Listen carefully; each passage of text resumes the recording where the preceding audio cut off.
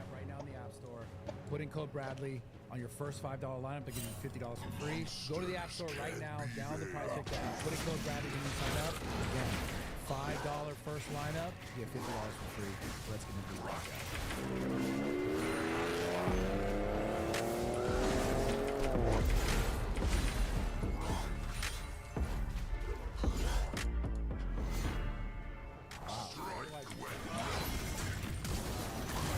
It's funny because I've seen other interviews with you. It's always just like the notorious, you know, the most controversial. But yeah, Nick Fuentes, man. Seeing a lot of your stuff, I've heard about you through, you know, obviously the internet. Oh, did you start the stream? Some stuff I'm like, yep.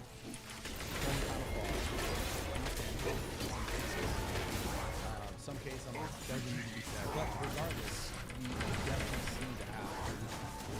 Be able to increase the volume of the podcast. I believe you have a very successful show. Thank you. It was so loud at first, and now it's so quiet. What is it like being? Almost seems like enemy number one to the government. It's tough. It's weird because I feel like I do a talk show. Yeah. So in a way, I don't do exactly the same thing as you, but ultimately I do videos. I live stream myself giving speeches about politics. And I've been on the no-fly list. I've had my bank accounts frozen. I've had people try to kill me in my house. About him being debanked. I don't know like exactly when it was announced, but apparently Trump's gonna try to make it so if any banks just deperson you, shit. Like I don't know exactly what happens to them, but. Basically be forced to not debank people. So guys like him, I guess. And so I've sort of accepted it. It's normal for me. I've been doing it for 10 years. Huh? An enemy has been slain. That's good. Catch their trail.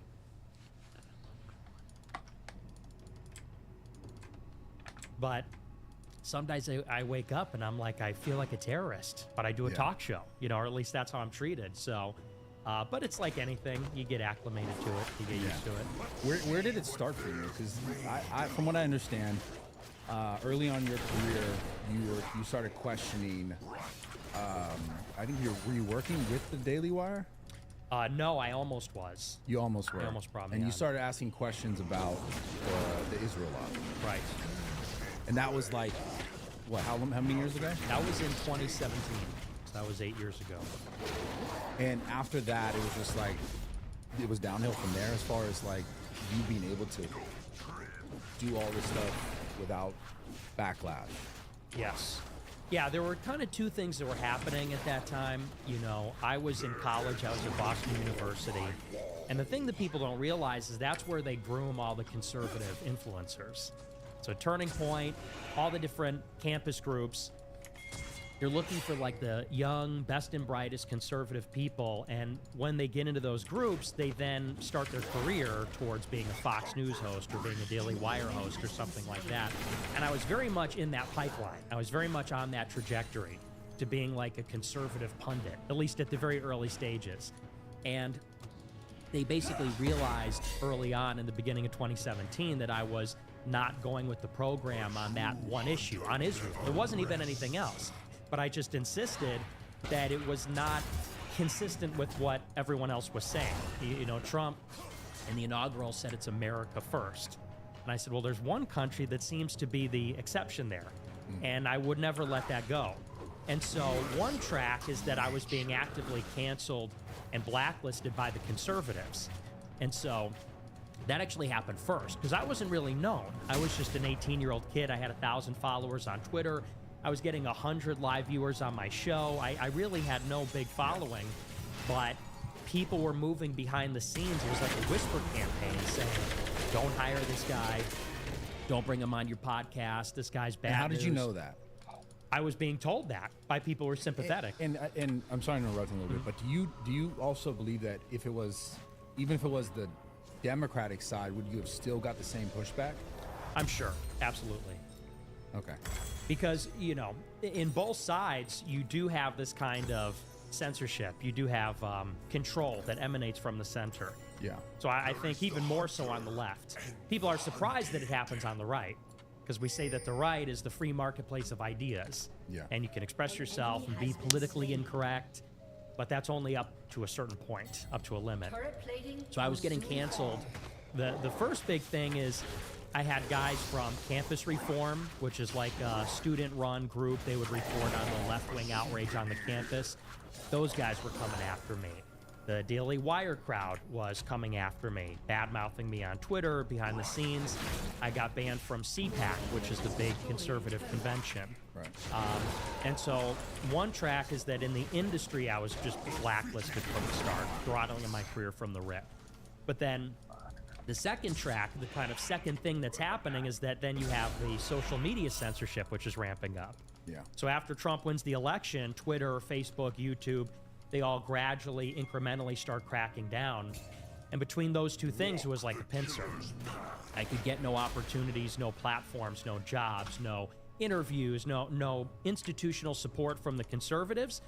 At the same time, I couldn't make my own career because I got banned on PayPal, YouTube, ultimately then Facebook, Instagram, TikTok, and they just kind of cascaded one after the other.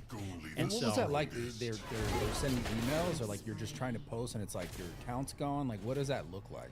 It was dreadful because you would wake up literally one day, you try to go on your app, like as you know you do, you go on Twitter, whatever, and then you're done, you're gone. You would wake up, you try to open up your account, and you would be signed off automatically. You try to sign back in, oh, there's an error, you check your email, and they'd send you an email. Your account has been permanently suspended, and most of the time they don't even give you a reason. They just say violations of our TOS. What brings you to East Texas? Sophie just moved here from Boston. Hi, girl. A new girl. You have no idea what these people are capable of.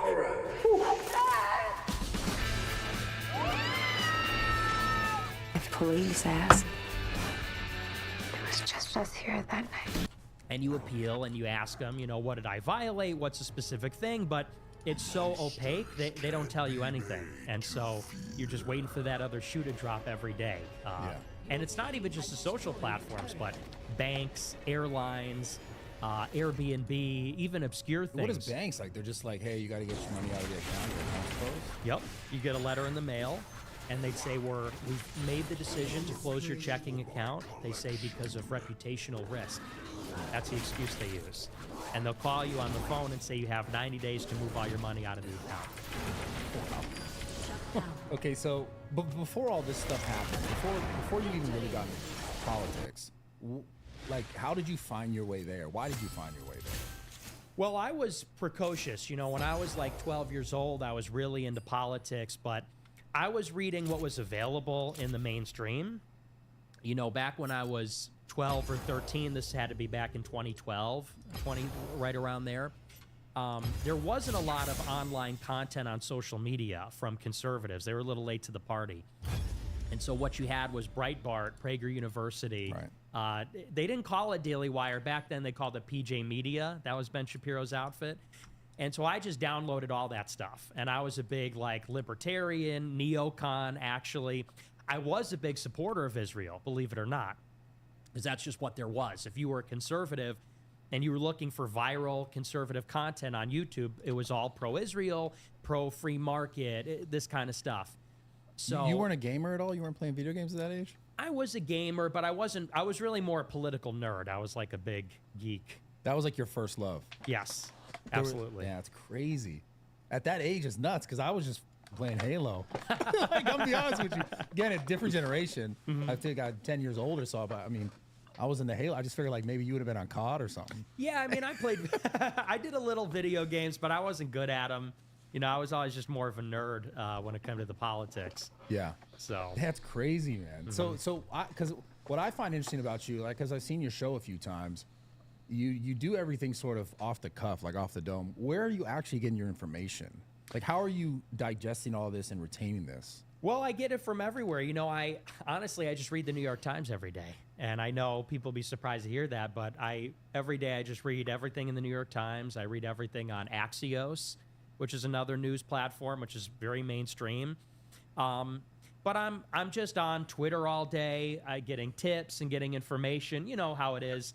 These days, to get the really hot stuff, the current events, you got to be on Twitter following people that are in the my know. question with that is, I feel like I'm getting to a point of, and I don't know if it's just because the overall presentation of certain things or certain events that are happening, but I'm always like, is this real? Is this the truth, or is this, you know, they're always like, oh, it's Russian propaganda, or it's propaganda from this side or that side, or I'm always like, you know, because whenever you say, oh, this is a thing, it's always like, well, that's not real. That's not true. Like, how do you know what's true? How do you discern what's true and what's not true? Well, the thing is, when you have a lot of deep background knowledge, you can read the New York Times and sort of read between the lines of what they're really saying or what they mean, because, you know, everyone's getting the same news. Everyone's getting the same news from the Newswire, from the Associated Press, or from Reuters, or the U.S. intelligence community. If you are a discerning reader, you kind of have to know the motivations of the sources. So if they come out, like with the current war with Iran or in Gaza, if they come out and they say U.S. intelligence says this or the Israeli government says that, if you kind of have a sense of what they want and what they're pushing, you kind of understand why they're saying what they're saying. And I guess maybe it starts from a simple assumption, which is they're going to report something and you're going to have a reaction. Now, your reaction was their intention. Whatever your response is, you have to think they wanted me to. So they didn't have pennies, but they had the stovepipe ones. You know, the big ones. Rigatoni? Yeah, that's how I got that. Oh, you got it? Okay. Yeah. All right. Thanks. Is it in the same package? Yeah. All right. I'll like that podcast, and then I'll get on after. I'm gonna go eat food. What? I said sorry. Yeah, go ahead. All right. Peace. I'll be back to it.